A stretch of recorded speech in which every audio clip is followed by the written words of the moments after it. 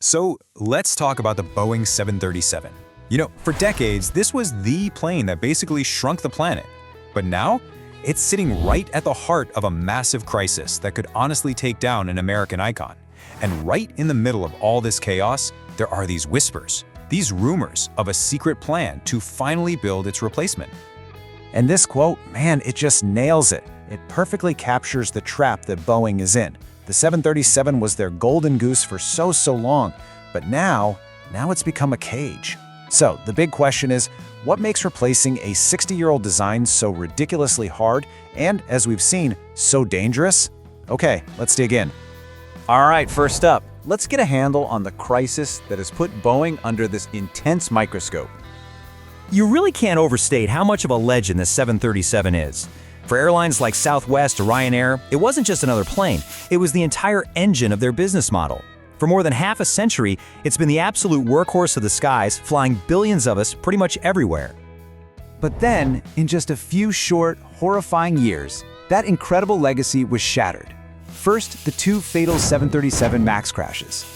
Then, the terrifying Alaska Airlines door plug incident in 2024. Suddenly, this amazing success story turned into a complete tragedy.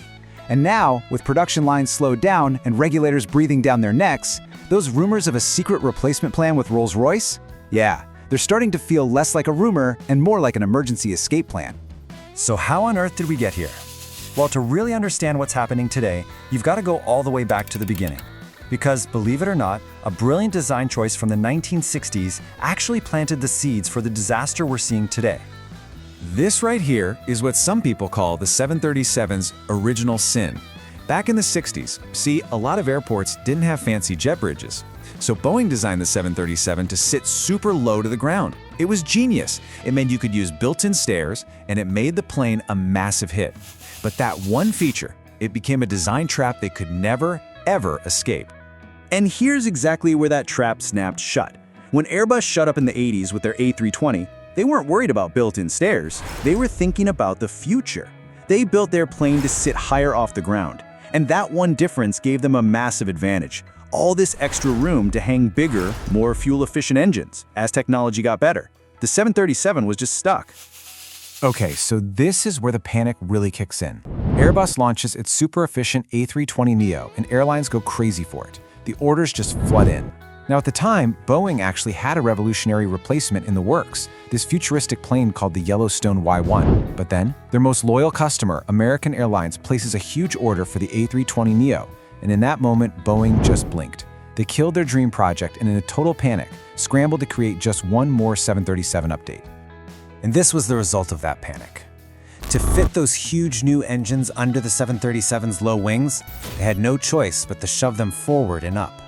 Well, that completely messed with the plane's physics, making the nose want to pitch up dangerously. So instead of fixing the hardware problem, they created a software patch, MCAS. It was a system designed to automatically push the nose back down. It was, quite literally, a band-aid on a broken bone. 346. That's the number you have to remember. That's how many people lost their lives in the Lion Air and Ethiopian Airlines crashes. And the cause?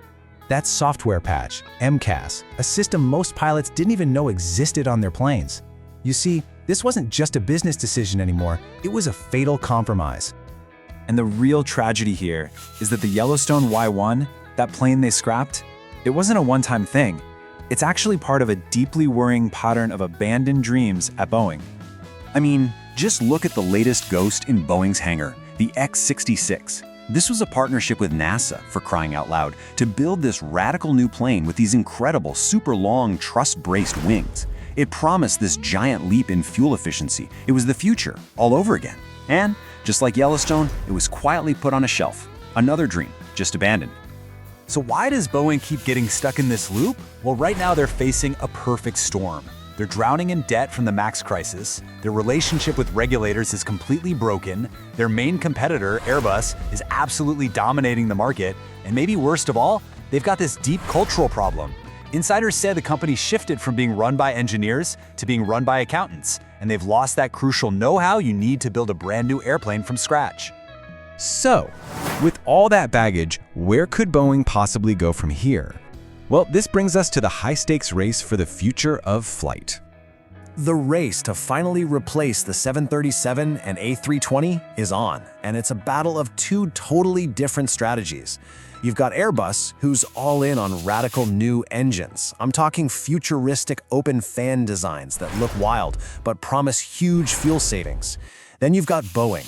Learning from their canceled projects, they're betting on radical new wings, trying to perfect a super thin, ultra-efficient airframe first.